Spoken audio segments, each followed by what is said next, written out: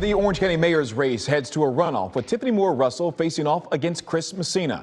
The former clerk of court versus a local businessman both have until November to make their case to lead the largest county in our area. And tonight they are both joining us live in studio to discuss their vision for Orange County. We're going to begin with Tiffany Russell, who was the front runner in last night's race. Thank you so much for joining us tonight. Thank you for having me. So let's start out with something else that's going to be on the November ballot. We're talking about Amendment 3. It has all the buzz in the county and really across the whole state. So what we want to know is it's going to reduce property taxes. If it passes and if you are elected, the county could lose $165 million in 2027 because of Amendment 3.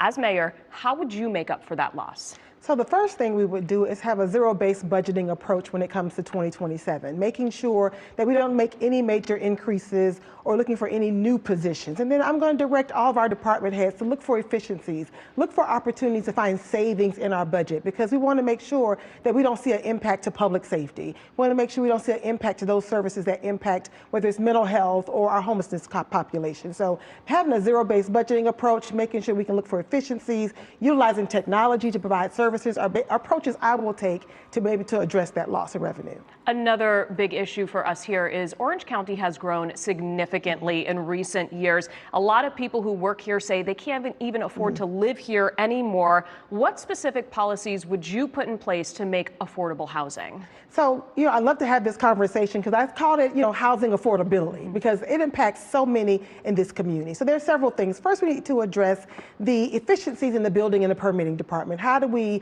look for ways to make it quicker, to put more housing in our pipeline, build more supply, but also we have to address the jobs issue here in this county. Wages are not keeping up with the cost of living. So we have to be more creative and looking for solutions to attract high wage paying jobs so that people can afford to live in this county. It's important for us as any leader to make sure that our working families can thrive, not just survive here in Orange County. And finally, if you are elected, what are 3 things that you would accomplish within your first 100 days in office? Well, the first 100 days is to establish a transition team. I also have to hire some very key senior team leaders at Orange County, but also to address and come up with some things in place when it comes to housing and transportation. Those are my areas that I'll focus in the first 100 days to get us started. And 3, you will implement them within the first 100 days? We'll implement the strategies. The strategies. Yes. Okay. Yes. All right. Tiffany Russell, thank you so much for joining us in studio. We're going to send it now over to Stuart Moore. Michelle, thank you. Now with Chris Messina, who secured 28% of the vote last night. Chris, thank you so much for being here. Sure. We're going to do it not debate style because we don't want you to respond directly to her. There will be a time where we can do a debate and have both of you back in studio. But tonight,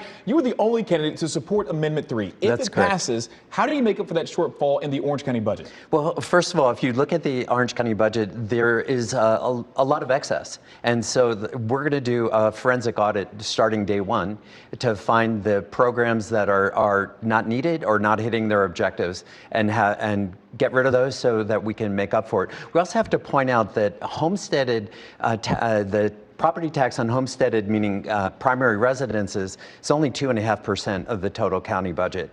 And the CFO has found that there's $190 million this past year in excess spending. So we have a lot of surplus we can cut without impacting public safety. And I think there's a lot of fear mongering around that. And I'm encouraging everybody to vote for Amendment 3. I think it's about time that we in government let hardworking taxpayers keep some of their money and reduce their housing payments and reduce their cost of housing. We talk about affordability. Well, the first thing we have to do in government is make it more affordable for our residents.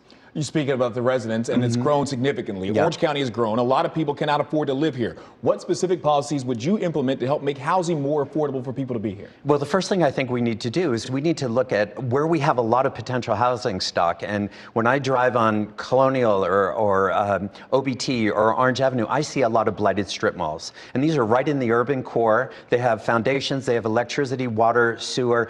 And I think these are perfect places to redevelop and turn them from blights into mixed-use, multi-income housing with experiential retail. And when I talk to people about this, they get very excited. Developers get excited, and residents get excited because it's addressing 3 problems simultaneously: to be able to live near where you work, and to be able to take a blighted center out of a community and turn it into an asset. First 100 days, if you are elected, what are the first 3 priorities that you hope to accomplish? Number one is we're going to do a forensic audit to get rid of waste and excess bureaucracy in county government so that we can make sure that we're protecting public safety, but our taxpayers see a reduced cost from on their homes. Number 2 is that we are going to pursue bringing space tech industries, particularly space. We think this would be the ideal home for the Space Force Academy. We're going to pursue bringing that to Orange County. And number 3 is we're going to call the